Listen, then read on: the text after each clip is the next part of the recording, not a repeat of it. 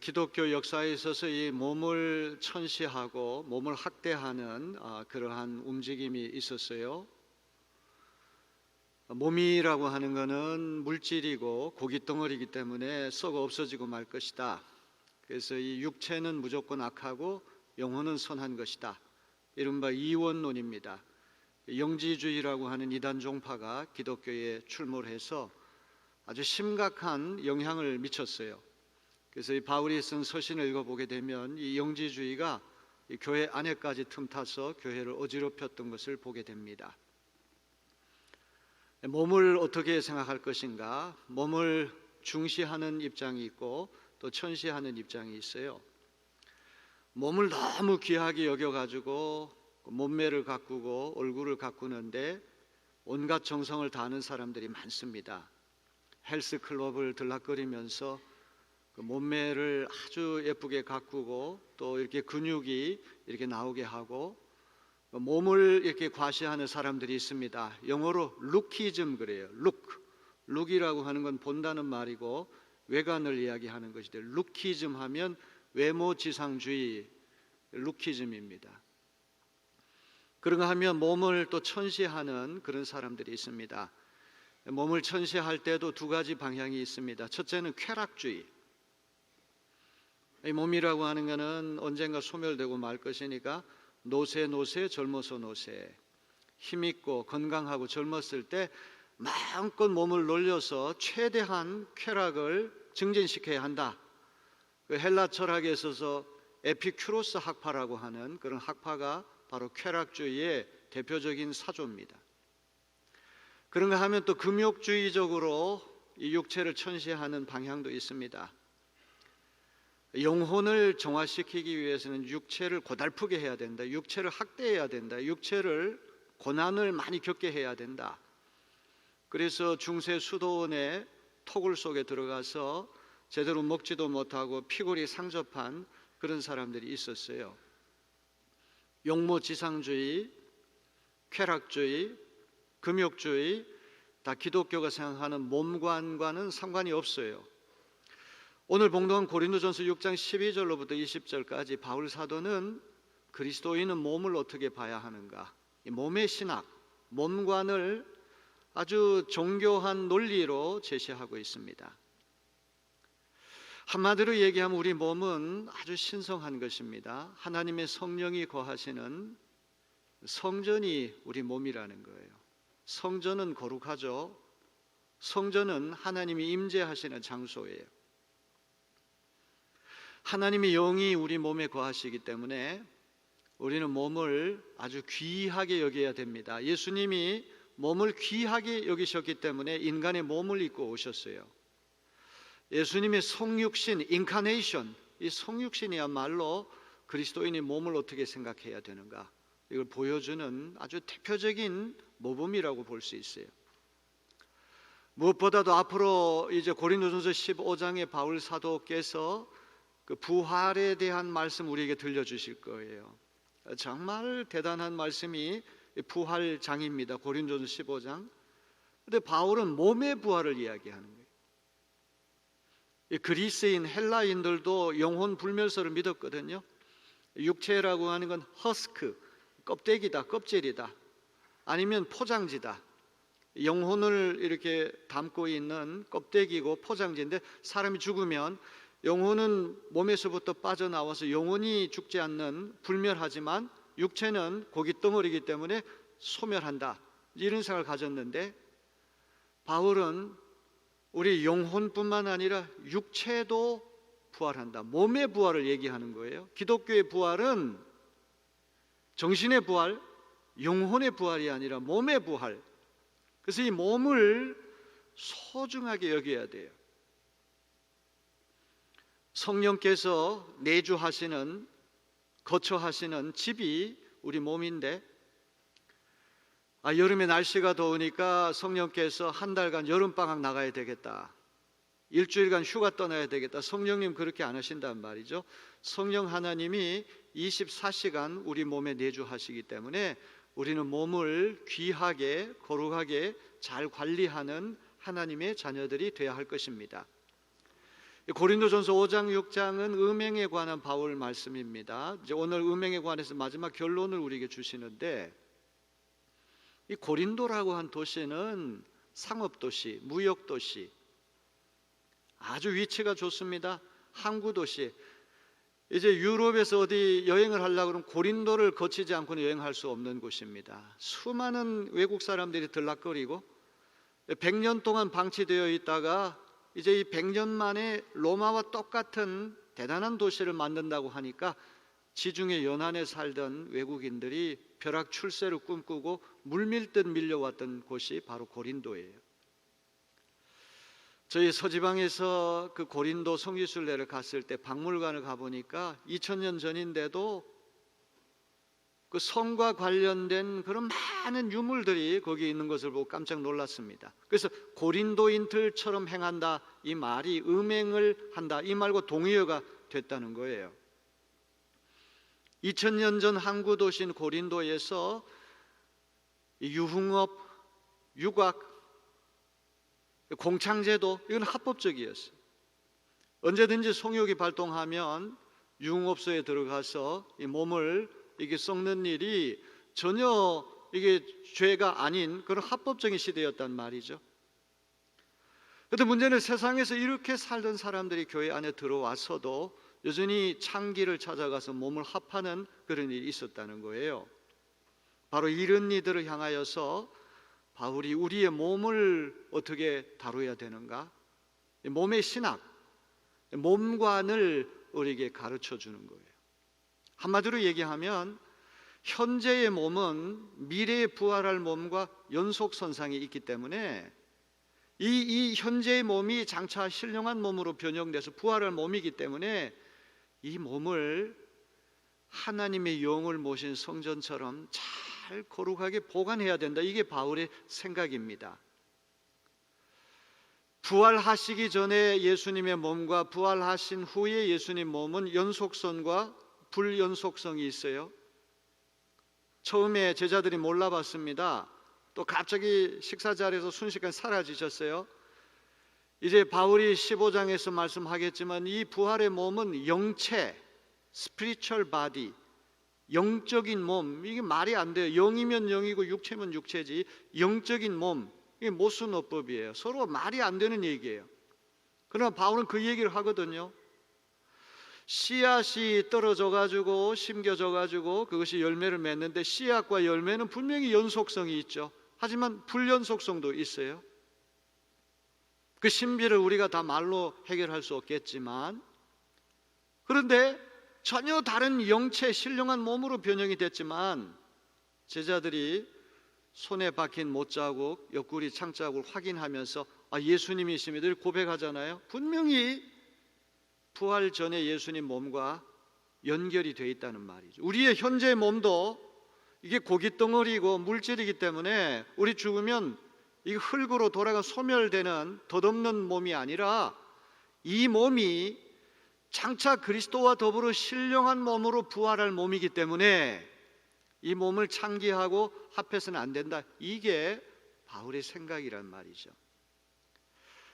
자, 이 바울이 어떻게 치밀한 논리를 이렇게 전개하는지 우리가 눈여겨봐야 됩니다. 이 고린도라고 한 도시에는 캐치프레이즈, 슬로건, 음행을 정당화하는 아주 널리 알려진 구호가 있었어요. 첫째 구호는 모든 것이 다 가하다, 모든 것이 허용되어 있다, 모든 것이 합법적으로 나는 뭐든지 다 할 수 있다. 우리가 좀 이렇게 우스갯소리로 그런 말 하잖아요. 남이야 전봇대로 이빨을 쑤시든 말든, 전봇대로 이빨을 쑤시든 뭐든지 다 할 수 있다는 거예요. 여기에 대해서 바울이 두 가지 한계를 그어줍니다. 모든 거 다 할 수 있지만 다 한다고 해서 좋은 거 아니에요. 두 가지 한계를 그어줘요. 그 다음에 또 재미있는 또 캐치프레이즈가 있는데, 음식은 배를 위해서 있고 배는 음식을 위해서 있다. 아주 재밌는 말이에요. 먹는 거는 배를 위해서 있고 배는 음식을 위해서 있다. 식욕이 생길 때마다 어떤 음식이든지 많이 먹어서 식욕을 해결해라, 이 말이에요. 그러니까 성욕이라고 하는 것도 이게 솟구치면은 어떤 방법을 통해든지 그걸 해결하라. 식욕과 성욕이랑 같은 것이고 결국은 다 소멸하고 말 덧없는 이런 물질, 고깃덩어리에 불과한 몸을 즐겁게 하는 것이기 때문에 식욕이나 성욕이나 아무 차이가 없다. 그러면서 자기 음행을 정당화하는 사람들에게 식욕과 성욕은 차원이 전혀 다르다. 그 얘기를 바울이 하려고 합니다. 자, 먼저 고린도 교회 안에서뿐만 아니라 바깥에 도시에서도 유명했던 슬로건이 하나 있는데 그것이 무엇입니까? 모든 것이 나에게 허용되어 있습니다. 우리 세번역 성경이 번역을 조금 더 쉽게 했어요. 개역개정에서 모든 것이 가하다 이렇게 되어 있어요. 뭐든지 다 할 수 있다. 이 가하다, 허용된다는 말은 합법적으로 결정한 권리를 가진다. 나는 권세가 있다, 자유가 있다 이런 이야기예요.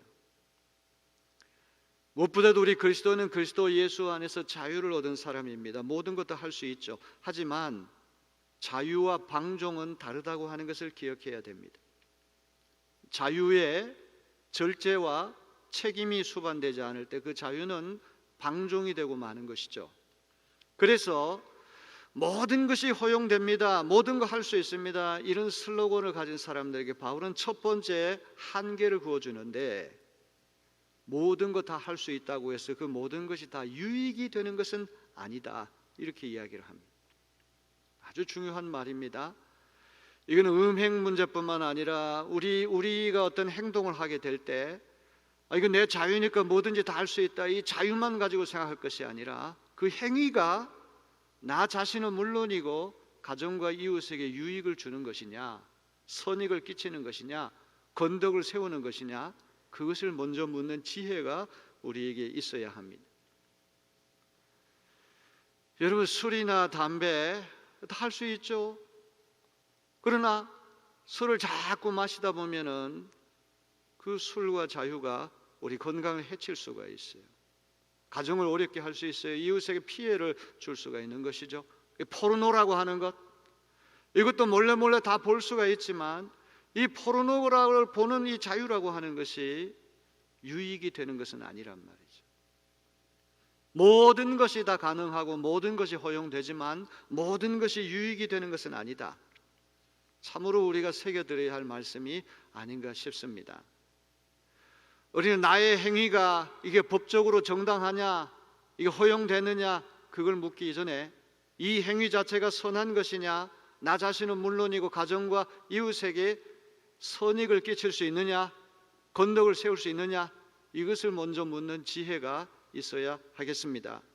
고린도전서 10장 23절 24절은 말씀합니다. 모든 것이 가하나 모든 것이 유익한 것은 아니요 모든 것이 가하나 모든 것이 덕을 세우는 것은 아니니 누구든지 자기의 유익을 구하지 말고 남의 유익을 구하라. 자, 고린도전서 10장 33절도 말씀합니다. 나와 같이 모든 일에 모든 사람을 기쁘게 하여 자신의 유익을 구하지 아니하고 많은 사람이 유익을 구하여 그들로 구원을 받게 하라. 공창제도가 합법적이고 유곽이라는데 유흥업소라고 하는 것, 누구든지 다 성욕이 생기면 발동하면 거기 왔다 갔다 해도 전혀 죄될 것 없다. 누구도 국가도 제재하지 않는다. 다 할 수 있다. 그러나 그렇게 한다고 해서 그게 유익이 되겠느냐? 모든 것이 가하나 모든 것이 유익이 되는 것은 아니다. 이 첫 번째 원리를 잘 새겨 들어야 합니다. 두 번째로 모든 것이 허용됐습니다. 모든 것이 가능합니다. 이 슬로건에 대해서 또 하나의 한계를 그어주는데 그것은 무엇입니까? 이 개역개정에는 무엇에든지 얽매이지 아니하리라, 새 번역은 아무 것에도 제재를 받지 않겠다 이렇게 번역했는데 썩 좋은 번역이 아니에요. 아주 단도직입적으로 얘기를 한다면 그 자유롭게 하는 것에 노예로 매이지 않겠습니다, 이런 얘기가 되는 거예요. 그 자유롭게 하는 행위를 자꾸 하다 보니까 압도돼서 자기도 모르게 노예가 되는 것을 난 하지 않겠다 이 말이에요. 참 너무 재밌잖아요. 자유와 노예라고 하는 개념은 정반대인데 자유의 절제와 책임이 수반되지 않을 때 그 자유가 고삐 풀린 망아지가 돼서 이게 중독이라고 하는 것이 만들어지고 결국 나를 감금시키는 노예가 될 수 있다고 하는 이야기. 술이라고 하는 것도 자꾸 마시다 보니까 나중에 술에 의지하지 않고는 살 수가 없는 지경까지 이게 알코올 중독자가 되는 것이죠. 포르노, 그것도 자꾸만 포르노 이게 보다 보면은 나중에 끊을 수가 없어요. 노예가 되는 거예요. 압도돼서 사슬에 묶여버리게 되는 것이죠. 모든 거 다 할 수 있다, 모든 거 허용됐다, 그 생각만 가지고 우리가 인생을 살면 안 되고 항상 두 가지 한계를 우리가 생각해야 됩니다. 첫째는 이 자유로운 행위가 나와 가정과 이웃에게 유익이 되느냐, 이거 첫 번째 물어야 되고, 이 자유롭게 계속 하다 보면 내가 노예가 될 터인데, 중독이 될 텐데, 사창가, 공창가 이런 데 출입을 자유롭게 하다 보면 이제는 끊을 수 없는 지경까지 가서 중독이 돼서 이 노예가 될 그런 가능성이 있지 않습니까? 자, 이렇게 고린도 교회뿐만 아니라 고린도 도시에서 이렇게 유행하던 슬로건이 모든 것이 가능하다, 모든 거 할 수 있다, 그러니 거리끼는 것 없다, 이런 것에 두 가지 제한을 가한 다음에 세 번째가 대단히 중요한 슬로건이에요. 음식은 배를 위해, 배는 음식을 위해 있다는 거예요. 음식은 배를 위해, 배는 음식을 위해. 왜 뜬금없이 이 이야기를 할까요? 이거는 바울 사도께서 인간의 기본적인 욕구가, 본능이 두 가지가 있는데 식욕과 성욕인데, 이 성욕을 식욕에 빗대서 얘기하려고 하는 것이구나. 고린도 사람들은 이 식욕을 가지고 성욕과 연계시켜서 음행을 정당화했다는 것이죠. 음식이라고 하는 건 배를 충족시키기 위해서, 배는 음식으로 배불리기 위해서 존재하는 것처럼 성이라고 하는 건 몸을 충족시키기 위해, 몸은 성으로 채워지기 위해 존재한다, 이런 논리입니다. 음식은 식욕이라고 하는 본능을 충족시키고, 성은, 섹스는 성욕이란 본능을 충족시키기 위한 대상이기 때문에 식욕과 성욕에는 아무 차이가 없다, 이런 논리를 가졌던 것입니다.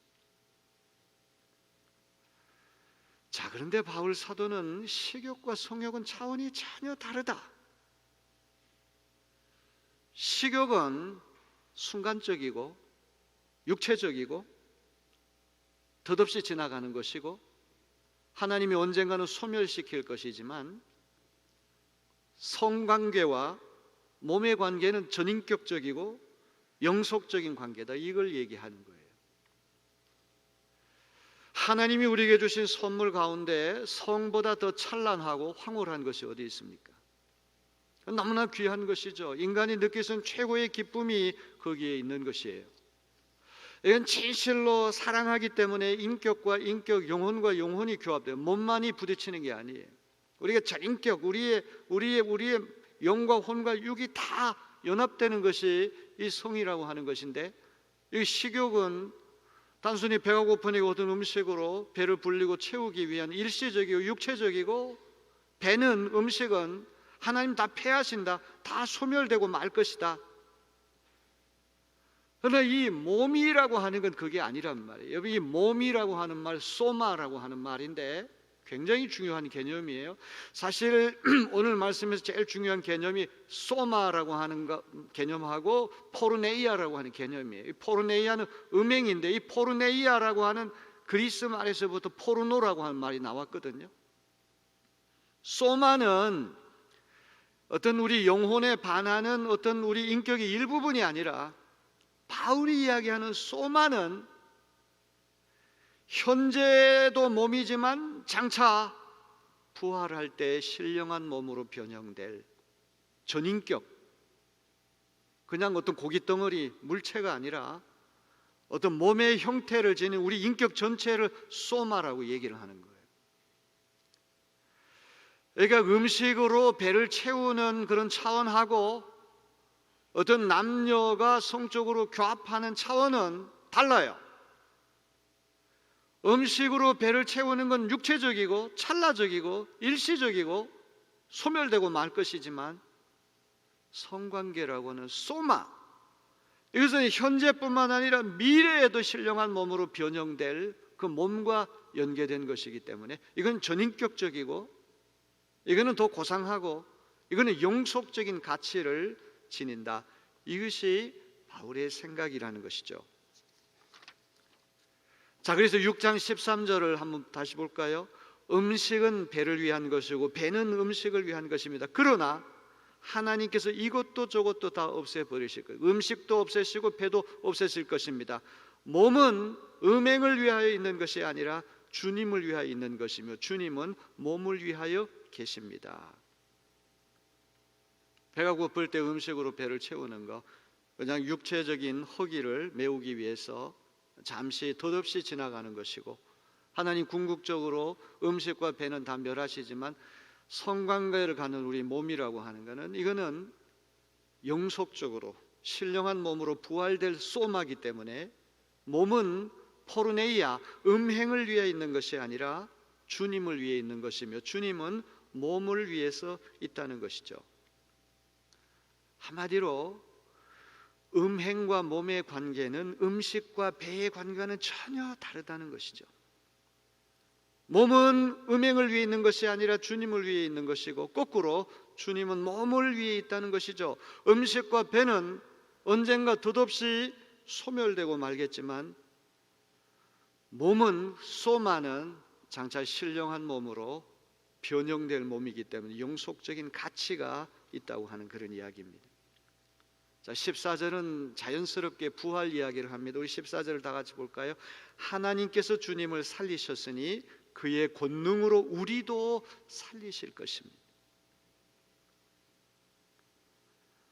음식으로 배를 채우는 사람들은 이 고깃덩어리 소멸되고 말 덧없는 것이고, 성욕도 똑같은 차원에서 우리가 충동이 일어날 때 창기집을 찾아가서 그 성욕을 해결하는 거, 식욕이나 성욕 해소하는 게 둘 사이에 무슨 차이가 있느냐, 이런 논리를 가지고 얘기하는 사람들에게 바울은 그게 아니에요. 식욕과 성욕은 차원이 다르다는 것이죠. 그리스도께서 부활의 첫 열매가 되셔서 우리도 그리스도와 더불어 신령한 몸으로 변형돼서 부활할 것이기 때문에 현재의 몸은 미래의 몸과 연속선상에 있기 때문에 현재의 몸을 훼손해서는 안 된다, 이런 이야기입니다. 다시 정리합니다. 음식은 배를 위해, 배는 음식을 위해, 이렇게 이야기하는 사람들에게 몸은 음행이 아닌 주님을 위해, 주님 몸을 위해 이렇게 반박합니다.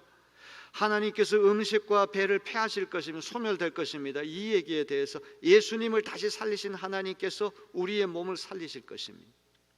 배는 소멸되고 사라지겠지만 소마, 몸은 다시 살 것이다, 이 얘기를 하는 것이죠. 자, 이제 15절로부터 17절은 고린도 교회 안에서 실제로 발생한 문제를 겨냥합니다. 우리 15절 17절 다 같이 봅니다.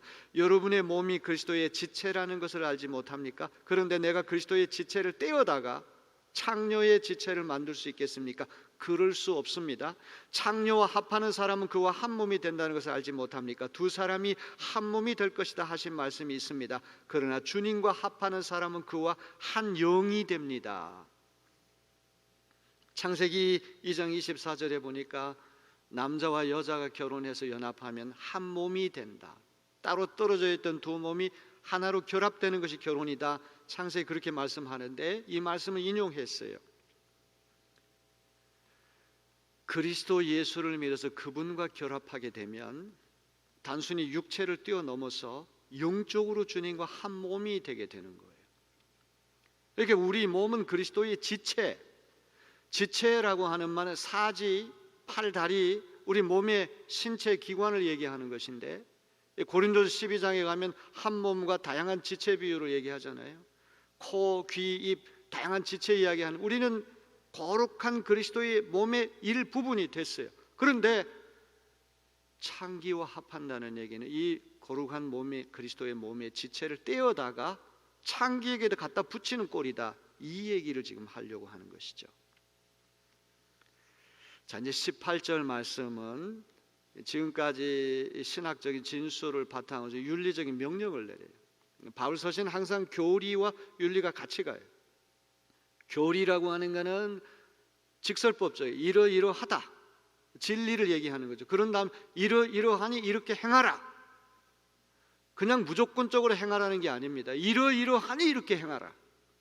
그러니까 어떤 이론이 있을 때 어떤 실천이 따라붙는 것이지, 이론은 없고 실천만 있으면 그거는 맹목이 되고 마는 것이죠. 이런 신학적인 원리 기초를 가지고 18절에 뭐라고 명령을 내립니까? 한번 우리 18절 다 같이 봅니다. 음행을 피하십시오. 사람이 짓는 다른 모든 죄는 자기 몸 밖에 있는 것이지만 음행을 하는 자는 자기 몸에다가 죄를 짓는 것입니다. 참 너무 재미있는 말은 음행과 싸워서 이기라, 극복하라, 정복하라 이렇게 말하는 피하라.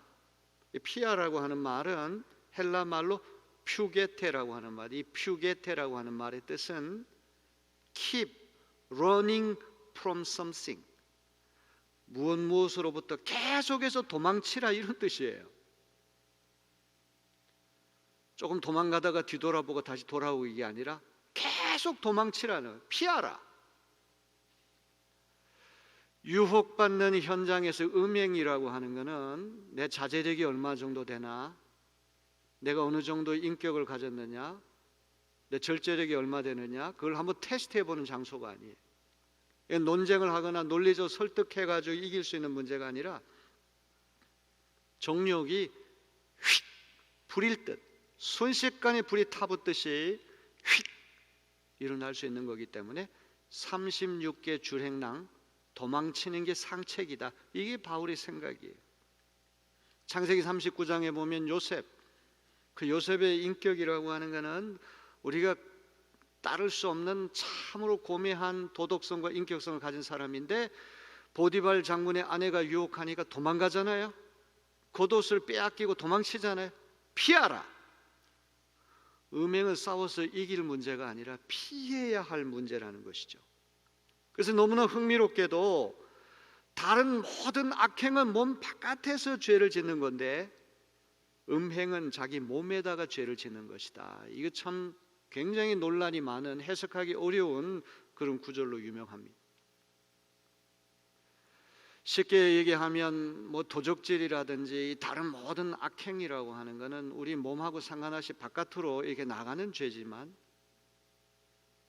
성의 문제라고 하는 음행이라고 하는 것은 현재 몸과 미래 몸이 연결되어 있어요. 그리스도께서 부활하신 것처럼 신령한 몸으로 변형될 그 몸인데, 그 몸을 훼손한다는 것은 자기 몸에다가, 몸 안에다가 죄를 저지른 것과 마찬가지다. 이 얘기를 바울이 하는 겁니다. 자, 이제 19절로부터 20절은 이제 바울이 이제 마지막 결론을 이제 맺는 말씀입니다. 여러분의 몸은 여러분 안에 계신 성령의 성전이라는 것을 알지 못합니까? 여러분 성령을 하나님으로부터 받아서 모시고 있습니다. 여러분은 여러분 자신의 것이 아닙니다. 여러분은 하나님께서 값을 치르고 사들인 사람입니다.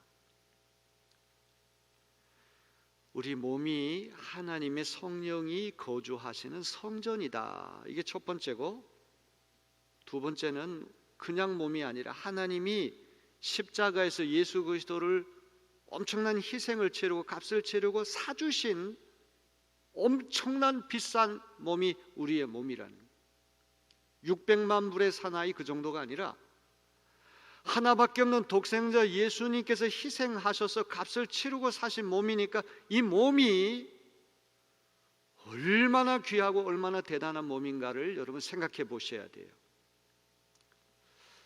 제가 그 아마존을 통해서 가끔 독일 원소를 이렇게 살 때가 있는데, 이 독일이라는 나라가 책값이 엄청 비싸요. 이제 많은 사람들이 찾는 그런 것은 싼데, 이게 좀 사람이 많이 찾지 않는 그런 책 같은 경우에는 100유로 막 이렇게 돼요. 거기다 이제 우송료까지 합치게 되면 그 값은 엄청나게 비싼 거 아닙니까? 그렇게 값비싼 책을 사가지고 그걸 찢어가지고 코 푸는 데 쓰거나 화장지로 쓸 일은 만무하거든요. 우리의 몸이라고 하는 것이 예수 그리스도께서 십자가에 엄청난 값을 치르고 사신 몸이기 때문에 우리 영혼만 중요한 것이 아니에요. 몸도 중요하기 때문에 몸을 잘 관리하는 여러분 되시길 바랍니다. 군대에서 뭐 이제 사격 같은 거 하기 싫으니까 뭐 손가락을 자기가 뭐 일부러 찢고 이렇게 해가지고 그 사격 훈련 안 받으려고. 군에 가면 제일 군기가 이제 심한 데가 사격 훈련장 아닙니까? 그거는 총알이 장전돼 있기 때문에 언제 어떻게 될지 알 수 없기 때문에 거기 가면 조교들이 정신없이 돌려요. 근데 그게 너무 가혹하니까 이 방아쇠 당기는 이 손가락을 이렇게 자기가 자위를 해가지고 그 사격 훈련 안 받으려고 하는 사람이, 그때 죄가 뭔지 아십니까? 국가 기물 훼손죄예요. 이제 너는 국가를 위해서 이제 몸 바쳐야 할 그러한 몸인데 국가 기물을 네 마음대로 훼손했다, 그런 얘기를 하잖아요. 우리의 몸이 그런 몸인 줄로 믿으시고 몸을 건강하고도 신령하게 잘 가꾸는 여러분 되시기를 주님의 이름으로 기원합니다. 이거 뭐 화장품을 뭐 덕지덕지 많이 바르고 뭐 체육관 다니면서 근육질 만들라 이런 얘기가 아니에요. 그런 얘기와 차원이 전혀 다른 것입니다. 영혼만큼이나 몸이 중요해요. 왜? 예수님도 성육신 몸을 입고 이 땅에 오셨으니까. 우리 몸에 대한 바른 기독교적인 견해를 갖지 않으면 안 돼요. 또 성령 하나님이 거하시는, 내주하시는 집이 성전이 우리 몸인데, 아까도 얘기했지만 여름에 더우니까 성령께서 한 달간 여름방학 할 테니까 네 마음껏 놀아라, 일주일간 휴가 갈 테니까 네 마음껏 놀려라, 이렇게 얘기 안 한단 말이죠. 성전은 하나님의 영이 24시간 내주하는 공간이기 때문에 우리 몸도 그렇게 해야 된다는 말이죠. 에베소서 4장 30절 봅니다. 하나님의 성령을 근심하게 하지 말라. 그 안에서 너희가 구원의 날까지 인치심을 받았느니라. 또 고린도전서 7장 22절로 23절, 주 안에서 부르심을 받은 자는 종이라도 주께 속한 자유인이요 또 그와 같이 자유인으로 있을 때 부르심을 받은 자는 그리스도의 종이니라. 너희는 값으로 사신 것이니 사람들의 종이 되지 말라. 여러분의 몸이 보통 몸이 아니에요.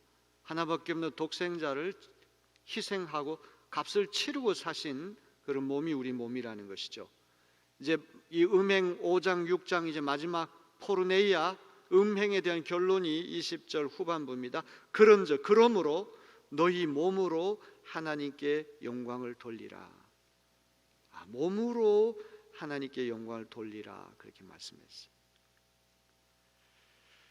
이 생활 도구가 다 본래 목적이 다 있어요.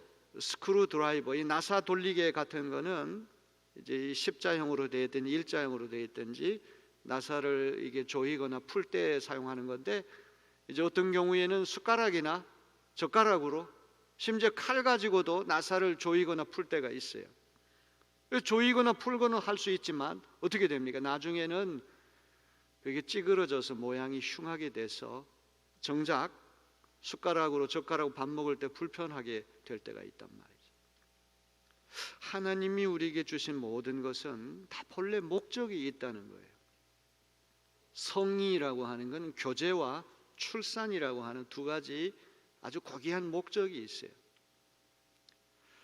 어떤 인간의 가장 친밀한 교제, 이 성보다 더 아름다운 교제가 어디 있겠습니까? 더 황홀하고 찬란한 교제가 어디 있겠습니까?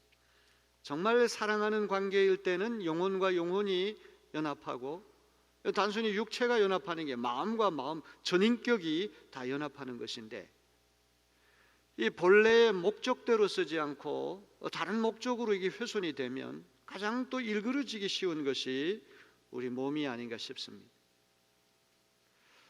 우리 5장 6장 말씀에 이제 결론을 맺으면서 그리스도인은 영혼만 귀하게 여기는 사람이 아니라 몸도 귀하게 여기는 사람이다. 우리의 몸은 장차 그리스도의 신령한 몸으로 변형될 몸이기 때문에 이 현재와 미래는 떨어진 게 아니라, 끊어진 게 아니라 연속된다는 사실을 믿으시고 몸을 거룩하게 관리하는 여러분 되시기를 주님의 이름으로 기원합니다. 이제 로마서 12장 1절 말씀을 제가 읽으면서 설교를 마칩니다. 그러므로 형제들아, 내가 하나님의 모든 자비하심으로 너희를 권하노니 너희 몸을 하나님이 기뻐하시는 거룩한 산제물로 드리라. 이는 너희가 드릴 영적 예배니라.